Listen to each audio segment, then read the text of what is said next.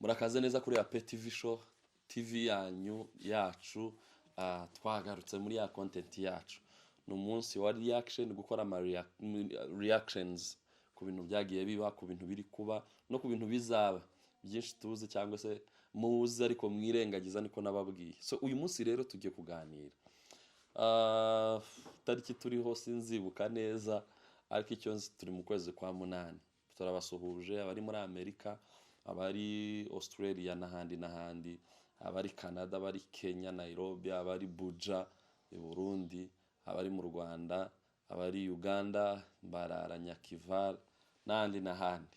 So turabasuhuje rero abadukurikiye aho waba uri hose, abari ruguru, abari muri Kongo n'ahandi turabasuhuje. Uyu munsi rero tugiye kuganira. Mu by'ukuri ibintu ngiye kubereka ni video ngiye kubereka. Ngiye kubereka ibintu musanzwe muzi muhura nabyo mu buzima, ariko nanone twirengagije twese. Nako si ukubyirengagiza, ahubwo twese tugira ubwoba bwo kubivugaho, abandi tugaceceka tukabyihorera kubera systeme yaturemerereye itugira abandi bantu, kandi mu by'ukuri twirengagiza ibyakagombye gukorwa, ahubwo tugendera muri systeme, dukurira muri systeme, none systeme iratwisha. So nibyo rero tugiye kuganira. Uyu ni umupasiteri yitwa Mico. Ni Mico ariko nyine mu Cyongereza ni uko nguko bamwita, nyine ni Mico. So yitwa Anthony Mico. Uyu ni umupasiteri wo mu gihugu cyo muri Amerika. Uyu mupasiteri yakoze igitangaza. Ni mwabonye video yakomeje cyane kujya ku ma TikTok, ku ma Instagram, ku ma YouTube. aba YouTubers benshi bayikozeho. Ni video y'uyu mupasiteri. Umuntu yaje mu rusengero azananiwe, azarushe, ariko umva amajwi y'abadaimoni mu mutwe, yumvaga ashaka kwiyahura. Yumvaga abadaimoni bari kumuganiriza ngo afite bad thought, yumva afite ibitekerezo bibi, ibitekerezo by'umwijima. Araza asanga uyu mupasiteri Anthony arimo arabwiriza. Noneho yari ari kubwiriza nuvuga ngo yari ari hagati y'abantu bari gutegera ijambo, kwa kundi mu itorero ryanyu pasiteri bari kubwiriza, agezemo hagati abayumbe bari gukora, yavuga ngo mwese yagira gucya, kwa kundi nyine tuba turi mu mwuka kumwe iwanyu biba bimeze. Ariko no mupasiteri umuntu araza aza imbere, ntiyagira umudiyakono umuhagarika, ntiyagira umuntu umupushinga ngo amushire ku ruhande. Arangije araza aravuga ngo afite ibitekerezo bibi, ngo arimo araterwa ngo n'amajwi y'abadaimoni. None pasiteri namusengera. Pasiteri aramusengera, itorero ryose rirahaguruka, mbese rihagarika buri kintu cyose. Every movement irahagarara, buri kintu cyose kirahagarara. Gahunda bari bapanze ihinduka, bose barahaguruka basengera uyu mugabo, bamukorera deliverance, birangira uwo mugabo birangira uwo mugabo akize. Nibyo tugiye kureba. Hanyuma muri iyo nzira yo kubireba, ndaza gukora ama reaction, tuvuga uburyo amatorero y'iki gihe bibagiwe inshingano, abenshi bibagiwe inshingano, ndetse ni nabyo biri mu gutuma abantu benshi bakomerekera mu matorero y'iki gihe. Ugasanga abantu bafite ibikomeri, abakristo ntibagifatwa nk'abakristo, ntibagifatwa nk'intama kuba pasiteri babo, ahubwo bafatwa nk'ikindi kintu utamenye. Ugasanga abakristo ko barahangana na pasiteri, kandi atari uko byakagenza, ahubwo umushumba ari ureberera intama nazo zikubaha icyo umushumba azibwiye. Reka turebe kuri video. And my family, they'll tell me they feel when I'm being agitated or when the pressures of leading a church is too much. And my wife will come to me, honey.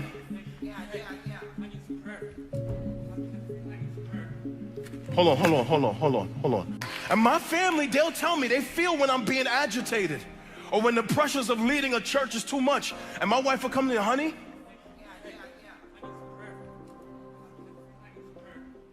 Hold on.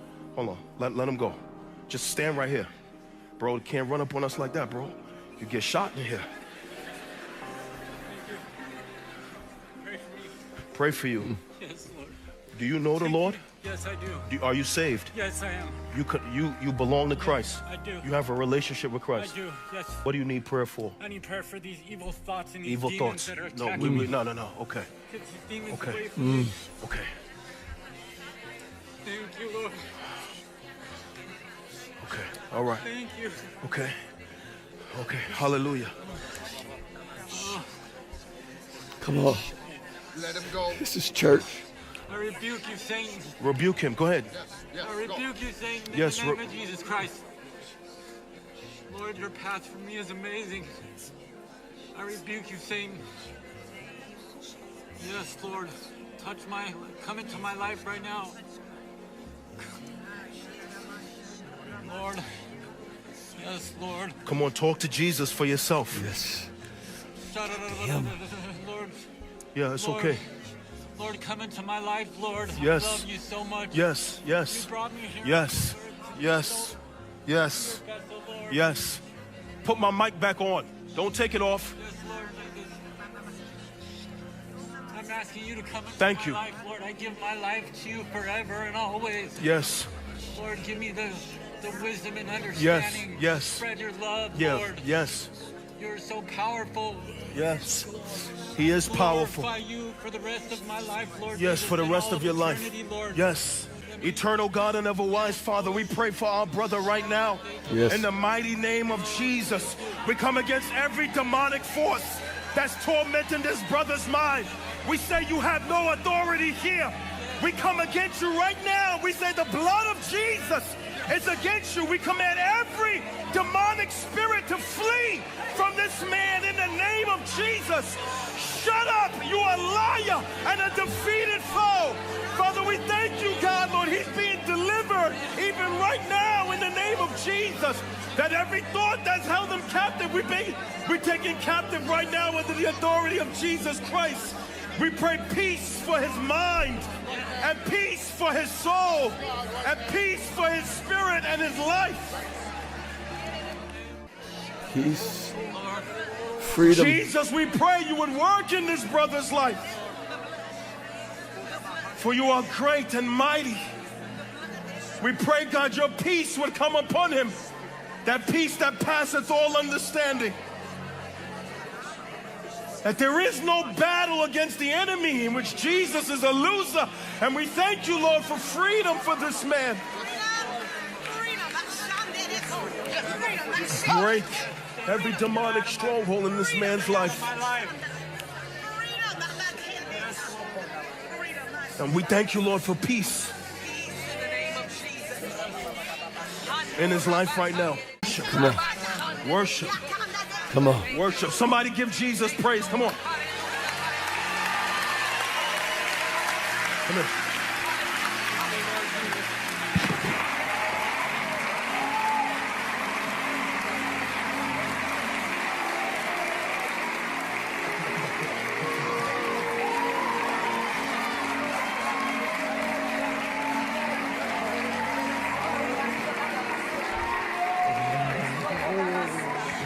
Be free.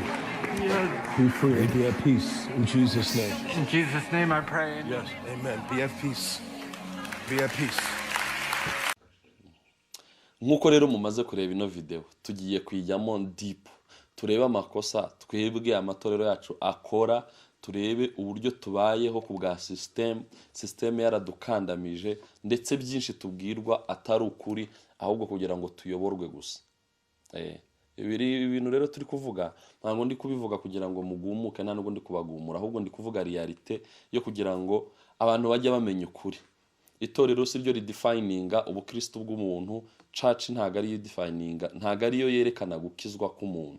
Guterana kenshi siko gukizwa, ariko guterana kenshi ni byiza, no kujya mu rusengero ni byiza kuko uyu muntu ndi kubereka yatabawe n'umupasteri, yatabariwe mu rusengero. Ariko nanone ubu ngubu aho bigeze abantu twibagiwe ko itorero icyo ryakagombye gukora si ryo rigikora. Systeme niyo y'ingenzi ritiririje ni ituyoboye kuko tuyoborwa n'umwuka, ku buryo abantu baza bafite ibibazo bagataha bakibifite, ahubwo bakababwira ngo niba ufite ikibazo ngo bikaba birarangiye. Nta abantu ntibagisengerwa, abantu ntibagikora amagahunda ngo usange mu rusengero gahunda ko zirakorwa, ahubwo ubu byabaye ikibazo ngo ntawe ukivuga, n'aberekwa ntibakivuga, mbese ibintu byose ngo bibera ngo muri office ngo nibwo bwenge, ngo nibwo ngo ibintu bitaba. Ubu ntibagipozinga nka kera ngo usange bari gusengera umuntu, usange gahunda kirakorerwa mu rusengero, usange abantu uko baratabarirwa mu rusengero. Ntibigikunda, aho ku buryo ntibigikunda.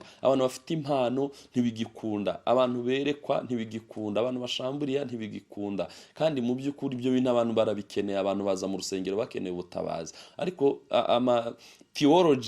theologies zaje ni ukugira ngo bahindure abantu, just tuzayo tugenda twicare gutya turebe nitumara dutahe. Kandi mu by'ukuri abantu bajya mu rusengero abantu baremerewe, bananiwe. Sometimes uba wumva wahamagara umuvugabutumwa ngo nkora ku mutwe nsengere. Hari abantu benshi baba bameze gutyo, ariko ugasanga ntibikunda. Nta abapasiteri ubu babaye nk'abachef de classe, nta muntu ukibavugiramo, ntiwotera haleluya ari kuvuga, ntiwagira gute, nta kintu na kimwe wakora, ari kubwiriza hagati nta muntu waza ngo amusengere. Icyo gihe uba umurogoye, icyo gihe mbese uba wishe icigishwa c'uwo munsi. Kandi mu by'ukuri icyo cigishwa ni kugira ngo abantu bakire, nicyo gukiza abantu. Gukiza abantu rero si ukubabwira gusa no kubarambikaho ibiganza. So reka turebe ino video mbereka ibintu, murebe ino church ibintu yakoze bitangaje. Murebe uburyo ahangaha pasteri yahise ahagarika buri kintu.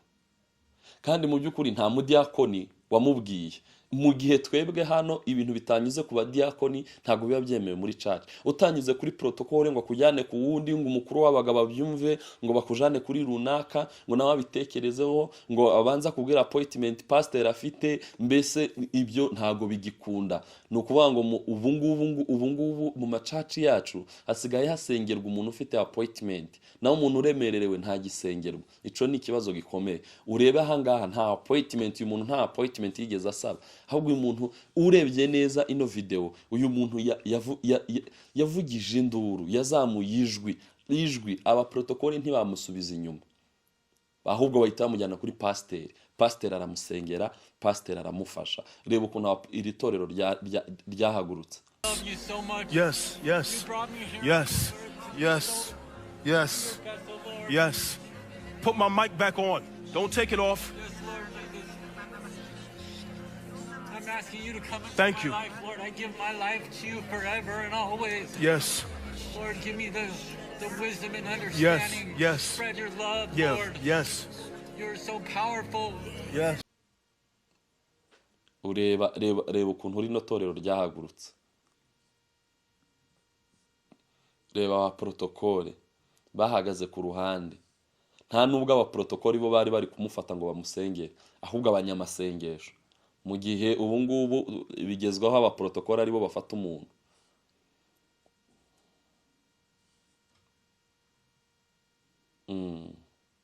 Ku nitorero ryose ryahagurutse, ukuntu abantu bose, reba ukuntu abantu barimo bararira. Abantu itorero ryahagurutse, abantu bari kurira. Ibi nibyo bita itorero. Thank you. Lord, I give my life to you forever and always. Yes, Lord, give me the wisdom and yes, understanding. yes. Spread your love, Yeah, Lord. yes. You're so powerful. Mu by'ukuri iki nicyo bita itorero. Iki nicyo bita itorero, abantu bose guhaguruka. Erega ikiba cyatujanye hariya no gusenga, no kwirukana abadaimoni, no kurijoycinga, no kumva Imana, no gusenga Imana, no kuramya, no guhimbaza Imana, no gusharinga ibihe tumaze iminsi dushaka Imana, tubona Imana mu masengesho tugenda dukora mu buryo butandukanye. Ariko iyo tugeze hariya usanga hari systeme yaje abantu bagenderaho utamenya ngo yavuye he. Kandi mu by'ukuri si impamya ko yavuye muri Bibiliya. N'ababesha bakifashisha ibyanditswe ngo biravuga gutya, ngo abubahwa ngo bubahwe, ntago ari ibyo biye bishatse kuvuga. Ni ukuvuga ngo abantu bafashe Bibiliya bayibyazamo umusaruro wabo, babikora ukwabo, ariko siko byakagombye kumera. Aho hariya naho guteranira abantu bakayoborwa n'umwuka w'Imana. Abananiwe tukabatabara, abaremerewe bakabona ubutabazi, abafite ibibazo bagasubizwa bagasengerwa, abafite ibyifuzo bakabivuga, abantu bakabasengera bakabarambikaho ibiganza. Ariko siko bikigenda. Ubu nyine ni appointment, ubu nyine nta mushumba wakwegera, ubu nyine nta pastor wagusengera, ubu nyine biragoye, especially ubu ngubu twageze mu isi y'iterambere. Abantu basigaye basengerwa bitewe na level y'ubudehe bagezemo. ni ukuvuga ngo niba utanga icya cumi cyinshi urasengerwa, niba udatanga icya cumi ntabwo usengerwa, ntibakuzi, ntibagusura, ntibakugeraho. Agahinda kawe ntacyo kavuze muri church mu gihe udafite akamaro bareba baboneraho amaso kandi kagaragara. Ni ngo abantu rero barabigura. Yesu Kristo ntitwigeze tumugura, ntitwigeze tugura agakiza, ntitwigeze tugura gucungurwa. Ubu butabazi Imana yashize mu bantu, aya masengesho Imana yashize mu bantu, nta numwe wabiguze, nta n'uzabigura, twabiherewe ubuntu. Niyo mpamvu rero ubu ngubu hasigaye haba ibibazo. Abantu benshi amacaci, aba gens, aba new generation bataye amacaci kubera ko nyine hari abantu benshi babona nyine atari ahantu nko kuba, kuko ibintu bihabera biratandukanye. The idea of the church na realities ni ibintu bitandukanye.